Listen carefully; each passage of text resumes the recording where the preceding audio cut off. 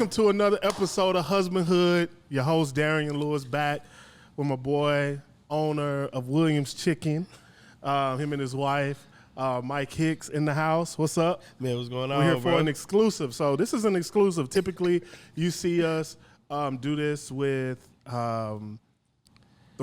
or 4 guys, but it's specific guys that I've chose to do some of this conversation with exclusively to talk through some things. And today, as again, Husbandhood is here to help husbands, win in their marriages, and it's built for husbands by husbands to help that initiative.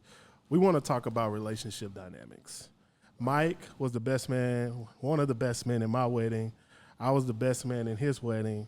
And one of the things as husbands, community and relationships matter. Right. Relationship dynamics shift, especially when you get married, you start having kids. I remember with Mike specifically, we were in a position like both of us, neither one of us had kids. I was living downtown. Mm-hmm. Mike would always pull up on me. I'm pulling up. I would call Mike, hey, what you doing? Like, let's get it. Let's go hang out. Let's go. Life was just a lot more simpler, right? It was simple. Honestly, I feel like I was in better shape. I was working out more. It was just so much. It felt like it was just so much freedom. Yeah. And life felt so much simpler. And, but when we got married, the demand of marriage, especially in those early formative years of marriage, per se, 5 years and under. We're about to hit 5 this year. I just noticed that there was a relationship dynamic shift, and you got to learn how to process and work through that, and still be friends, and still be support systems for each other, and all of that. So I just wanted to talk about that. What are your thoughts about that? Man, my thoughts about that is it's different when you're a young man and you don't have no responsibilities. Correct. Versus when you become a full-fledged husband, right? Yeah. All of the attention, responsibilities, the level of responsibility, it goes up. Right. So if the level of responsibility goes up, guess what you don't have time for? You don't have any free time. You know what I'm saying? And if you don't have any free time, the only thing you could possibly do is let your best friend know, hey man, I'm over here trying to take care of my household, but just know if you need me or if you feel like something not going right, I'm here for you. You know what? You know what I'm saying? Yeah, I'm here for you. I sure. don't take anything personable because I know you have a wife and you have a kid. You see what I'm saying? I think a lot of times with friendships, it's you don't call me every day like we used to call, or we don't hang out like how we used to hang out. We can't go to the club and do this and do that like we used to do. Nah, we can't. Yeah. Because the demand of what we're responsible for is different now. You know what I'm saying? I know you got a son and he's in high school and you got to go to his games and the 707 stuff and this, that, and the other. I have a 4-year-old son. I'm trying to go to soccer practice. I'm picking him up from school. I'm doing this. I'm doing that. And that's just the kid side of it. The husband side of it, you're married. You got to attend to your wife. You got to pay bills. You got a demanding career. Mm-hmm. The only thing you need to know from me is that, bro, I got your back. If you call me and you need something from me, I promise you I'm going to show up. Yeah. I ain't going to, you know what I'm saying? So It's just that dynamic and shift from having time to kick it to where, man, nothing matters. We can sit at your pool. We downtown. We having fun, this, that, and the other to, hey, man, I got to move my family out here. It's a better situation for us. We're going to live out here. I know it's an hour away from where you are, but this is where we need to stay. This is where we need to live. This is where I want to raise my family at. And I have to, you have to respect that. Yeah. You have to respect that of your friends. And I think a lot of times what happened is we don't understand how much we are each other's assignment. Yeah. Let's get into that. Yeah. I think even with, and you might want to move your mic a little bit, but even with that too, I would say, wow, assignment. I remember when Dre, so I was talking to we have a mutual friend by the name of Dre, and Dre was like, bro, like, because when you don't know this, but when you selected me to be your best man, I struggled with that a little bit. I struggled with that because a part of me was like, man, that ain't light. You know what I'm saying? And I'm like, and me and Dre talked through that, and it was just like, bro, that's an assignment. You know what I'm saying? Like, that's an assignment, and, you know, I just took it serious, right? And you know why I chose you? What's that? The reason why I chose you is because I knew God had a calling on your life that if something was happening with me and I wasn't being the husband or the man I was supposed to be, he was going to send you to come and talk to me. Sure. Wow. So I knew if something's not going right with me personally, the sign from God is going to come from you. Yeah, I felt a very mutual thing. Like, I felt like when I selected you and Stanley, I was like, look, man, like, it's important that I have brothers that I know that's going to push me back to my marriage. That's not going to push me to the street. Yeah. And between you two, I wouldn't say the relationship dynamics shifted drastically. I would just say, you know, what we've had to learn, even in the course of being husbands, is how to navigate distance and not being in close proximity. Like, y'all look in closer proximity. Yeah, I'm now. Now we are. Right? Now we are, because I'm in the transition of trying to get a house and stuff like that. But I just think it's more so, man, like, you can't, you know, your brother is not going to do anything malice, or he's not trying to do anything where he's not trying to talk to you. Sure. It's just the demands of being a husband require so much time, man. Absolutely. It's like, it's not like I don't want to kick it with y'all. I don't want to talk to y'all. And Stanley probably feels the same way because he's like a black Mexican. He works. Bro, come on. Cut that part out. No, like, Stanley works a lot of jobs. He works a lot of jobs, right? And so both of us, all of us, we work jobs to where, man, it could go all day, and then you got to give the job all day. Then you got to give your family the rest of it. Well, yeah, and then a lot of times you really, like, I mean, because of, like, either where you live and how far you live from your job, like, there are so many different nuances to protecting friendships and being married. And, you know, like, we're still learning, bro. Right. Like, I can't say that we got it figured out. I would just say that we're still learning. And men operate a little different than our wives, right? I would just say it that way. Because if it's more emotional sometimes when, and I don't want to make the comparison game, but sometimes it can be a little bit more emotional when they look at their bridesmaids on their pictures. Yeah. They go through the list and they be like, they not friends with them no more. I'm not friends with them no more. You even shared in a prior podcast like that, my wife actually feared that happening. Yeah, she did. Like, she actually feared having bridesmaids that she's not cool with no more, but they was in my wedding, they in all my pictures, but then all of a sudden something happened. And it still happened. She's still not cool with certain individuals even after she had a surprise wedding.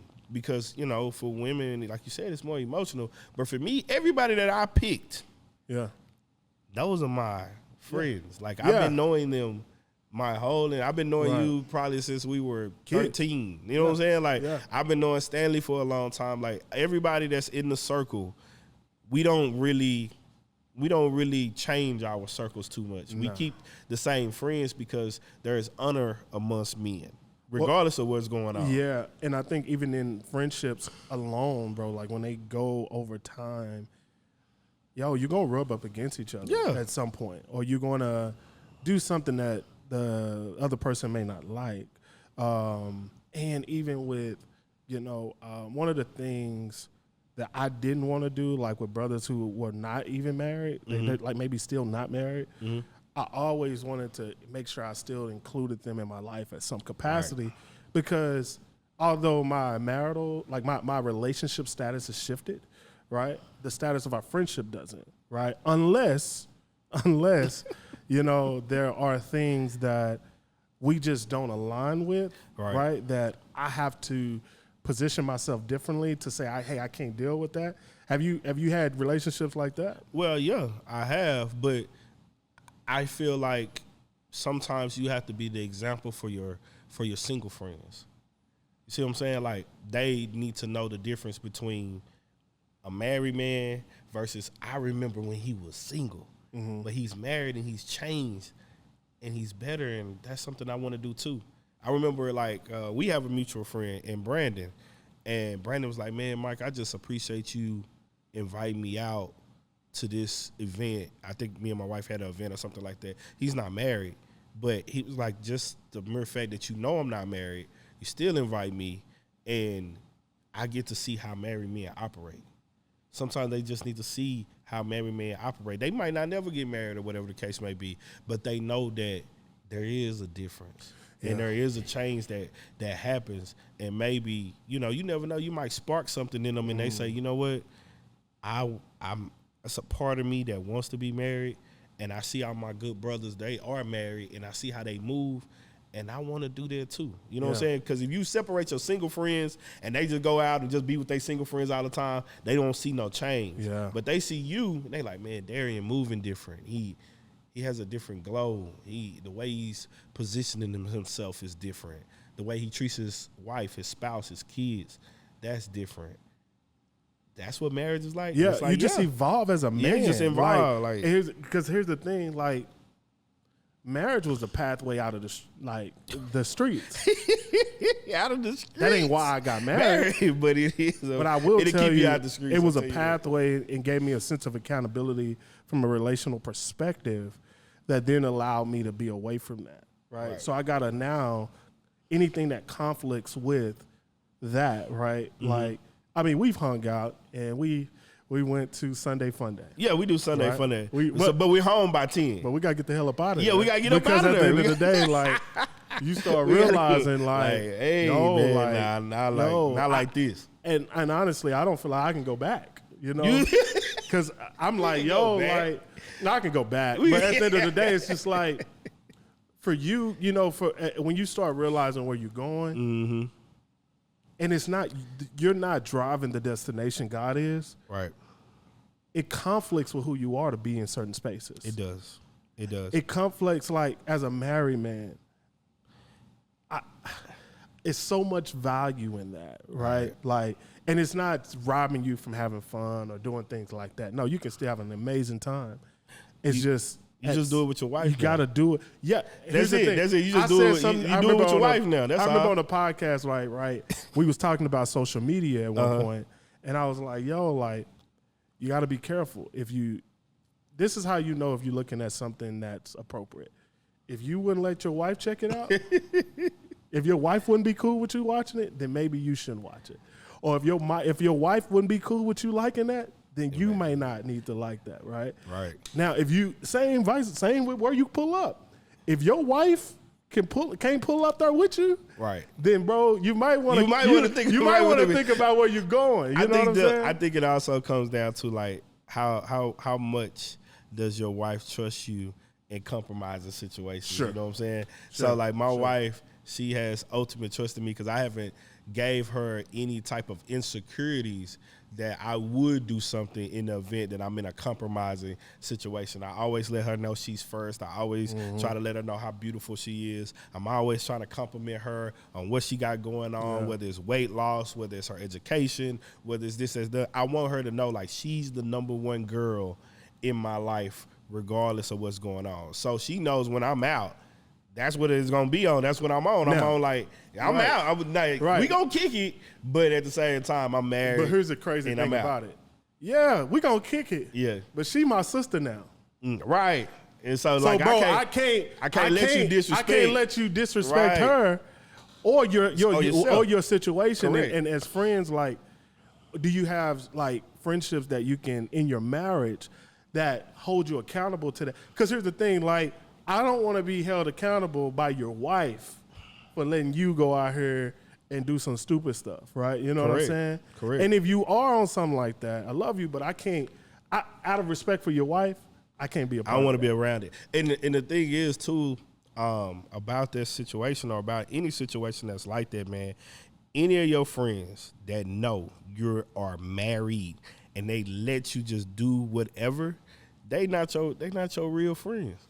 Because they was the ones that was there with you when you said I do. That's in front of the family, in front of God Almighty, in front of her mom and dad and your mom and dad, and crying and doing all this and that. Like, they were supposed to be the ones to say, hey man, I don't think you should be doing that, instead of, well, I understand. Well, go ahead and do what you're going to do. You're going to lead him down a path that he ain't even needs to be on. But it's saying, though, like, I was with you at your marriage, but now I'm with you in this environment where it's like, yeah, I see she trying to choose you. Yeah.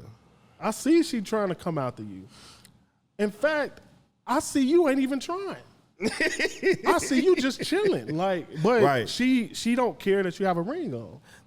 So at the end of the day, we got a flight. We got to get out. Let me get my dude out this situation. Help him get out this situation. We got to fly out. We got to get out. You know, because here's the reality, man. Like, let's keep it a buck. Like, sometimes, my brother, like, we find ourselves in very compromising situations when our marriages are being attacked the most, right? Like, it's so many times where I felt attacked in my marriage, and then the area that I'm being attacked in also shows up as the area I'm being tempted in. And I'm like, dang, bro, like, this is interesting, right? And now I'm faced with a choice. Because it's not happening in my marriage. It's available outside of my marriage. Do I take advantage of that, right?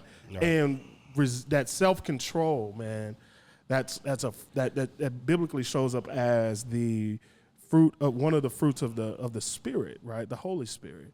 Like, man, like, can you have self-control even in the midst of everything not being over? And sometimes your brother don't even know that you're going through what you're going through. And that's the thing, to where I'm always conscious about, let me call D once a month. Like, if I'm driving and I'm thinking about you and I just left, whether it's the chicken spot or my job or with the kids, and I'm by myself and I'm driving, I was like, let me call D.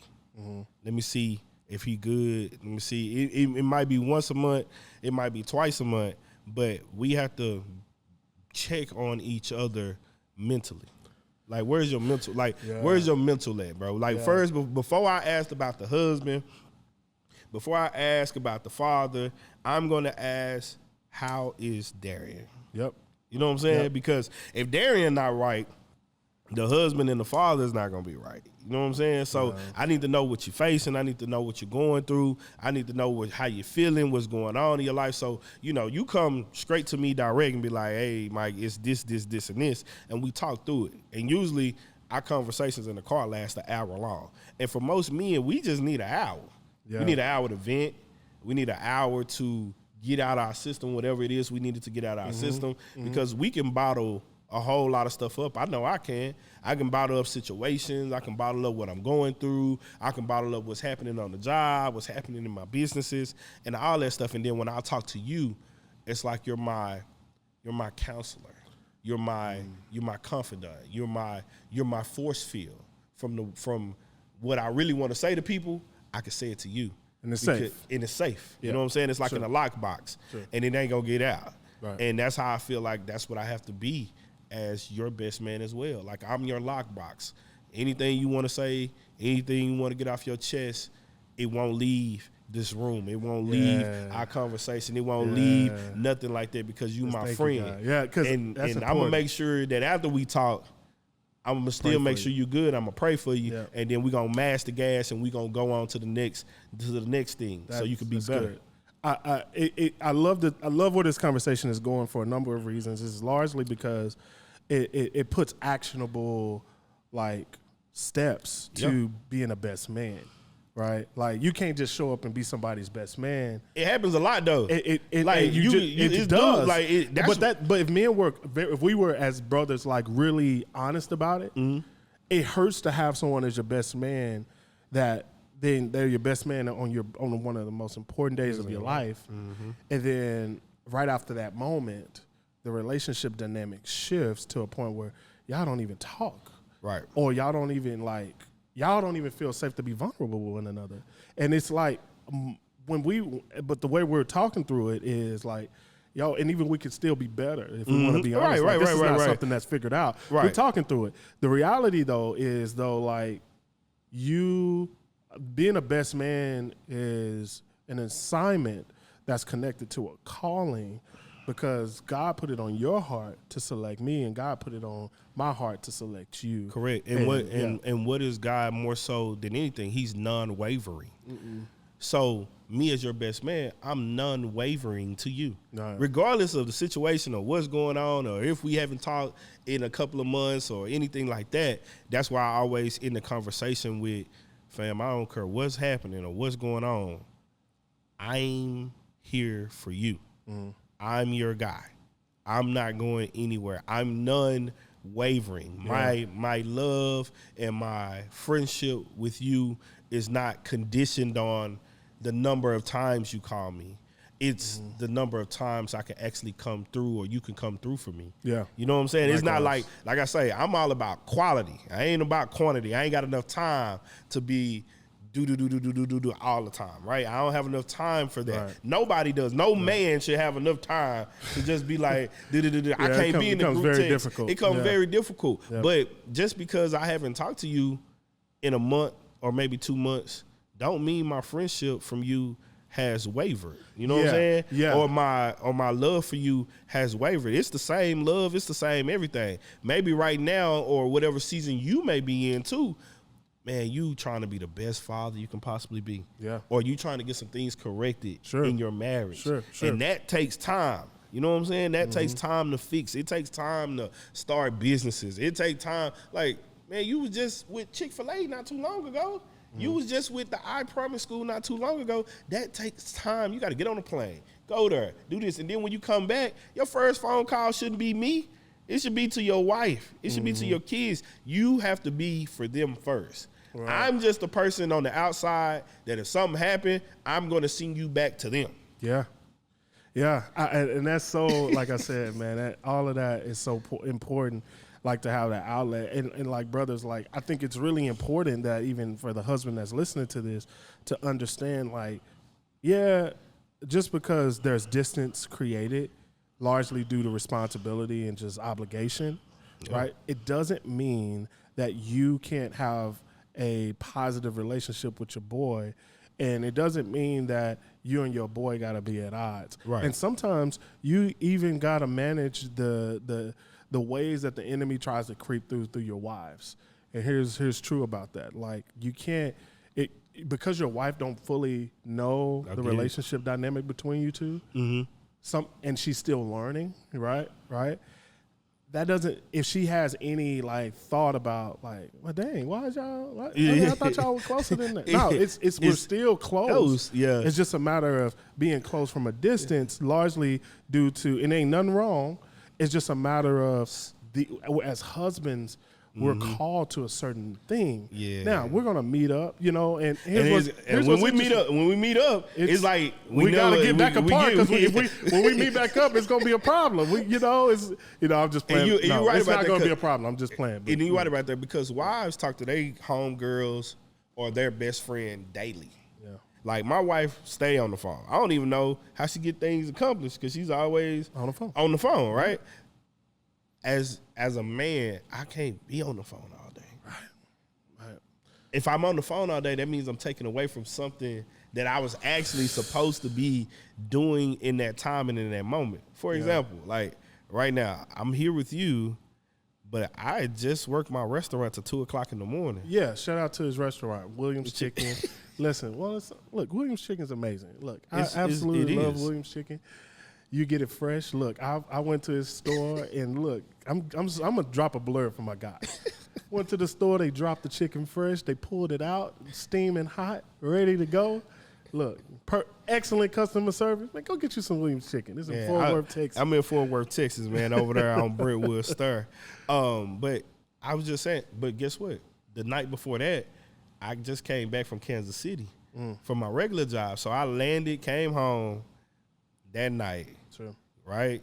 The next day, we went to our mutual friend Stanley's son's second birthday party, so we're not going to miss that. While I'm at the birthday party, I get a call. somebody did something at the restaurant, they're not gonna be able to make it, or they walked out, or whatever the case may be. It doesn't matter. I gotta fix it, but I can't fix it in this moment right now because I'm with my friends and it's my homeboy's son's birthday party. You see what I'm saying? Mm-hmm. So I have to wait till all that gets done, take my family home, put them to sleep, make sure they safe, leave, go to the restaurant, work the restaurant, but I got to get back up in the morning for my best friend so I can do his podcast. Sure. You think I can be on the phone? Nah. You see what I'm saying? Like, that's just a normal. That's in 3 days. We talking about here's a real that's truth. In 3 days. Here's the interesting thing about all of that, right? Like, we think about the relationship dynamic between us when and like things happening like that. But what about our wives? Like, you ain't even got a chance to lay with your wife that too long because you have to. There's so many things you're taking care of. Right. Now, like prioritizing friends, like Christ told us, he said, what greater love is it for a man to lay his life down for a friend? He said, I no longer call you slaves because a slave doesn't know what his master's thinking, but I call you friends, right? Because I've given you everything from my Father.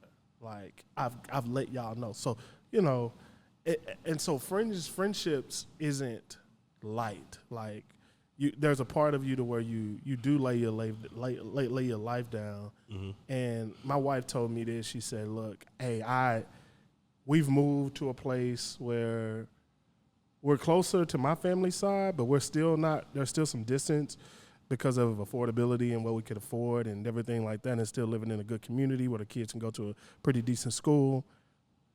The reality is, like, she said, I don't know anybody out here but you. So you're my friend. Right.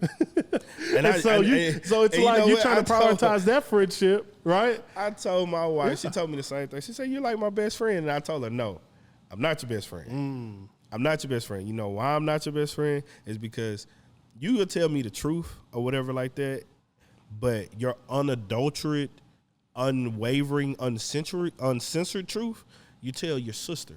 Yeah. Your sister is your best friend. Yeah. You'll tell your mother. Your mother is like your best friend. You'll tell one of your line sisters who is close to you the unadulterated truth. Me, you going to kind of taper it down. It's the truth, but it's not the unadulterated truth. So that's why I had to always reset with my wife. I'm your friend. Don't get me wrong. I'm your lover. I'm your partner. We friends. Mm-hmm. But your best friend is your sister. You call her every day. And that's the person that when you want to vent, you're not going to vent to me. You're going to vent to and she needs an outlet. And you need an outlet. You know what I'm saying? I don't want my wife to ever feel like she can't outlet and talk to somebody, because you need to talk to somebody to get all of that stuff out. Because every moment in a marriage is not bliss. Every moment in a marriage is not all good. And you need to be able to talk to somebody that's not judgmental. That's going to let you get it all out. That's going to let you get it all out. And then say, hold on, don't say that to her. Yeah, don't say it to her. Because if you say that to her, you're going to be living with me. Yeah, exactly. Like, yeah, for sure. So that's what you need. And everybody needs accountable friends. Sure. And it's hard to find that because we live in a society right now where everything is monetized. Everything is about how much you can spend with your friend, how money-wise, how much you can spend with your friend. The relationships now, and people compete with their friends. And people compete with their friends instead of wanting the best for their friends, regardless of, the closeness or the proximity of the friendship. Sure. My relationship with you shouldn't change just because you stay way in 40 and you got to deal with your family. My relationship with you is not going to change. Sure. I was there when you said I do and you was crying. And then I remember you crying at my wedding. So there are certain things that I know about you. Crybaby, that the world don't know. Yeah. Well, they probably know a little bit now. But that's just me knowing that that's my friend. Yeah. You know what I'm saying? Like, that's my friend. That's going to always be my friend. Yeah. And I don't know if y'all seen the scene on Snowfall, right? The end of the Snowfall. I haven't seen it. All right. When, at the end, when everything had transpired and all that type of stuff, and he looked in his eyes, man. He looked in his eyes. He was homeless. He didn't have anything. And Leon was talking to Franklin and like, man, I can get you back on your feet. I can give you money. I can do this. I can do that. He looked him dead in his eyes and said, I'm free. You my best friend. You you the bestest friend I've ever had in my life. And they went through a lot. They didn't went through people dying. They didn't went through, not talking. They didn't went through fighting. They didn't went through coming back and reconnected. And during that time, in his hardest moment in life, when he had nothing, he was turning to his best friend and looked him in his eye and cried and said, "You my best friend." Wow. You know what I'm saying? So it don't matter what I'm going through. Yeah. It don't matter my toughest times. And I think we talked about this on the phone call the other day. You my best friend. Yeah, my dog. So it don't matter, man. Yeah. We'll figure it out later. Nah, straight up. Guys, this has been another exclusive. I'm here with my boy, my brother. Like, we're friends and we're brothers, man. Yeah. And the truth is, man, at the end of the day, like, freedom, true freedom in relationships with your brothers can still happen. And as you guys evolve as husbands, as you guys evolve as friends, and man, it's not all about you. It's about the greaterment of the other person and the betterment of that. And so this has just been phenomenal. Thank you for tuning in to this exclusive with Dr. Micheal Anthony Hicks. And guys, this is it.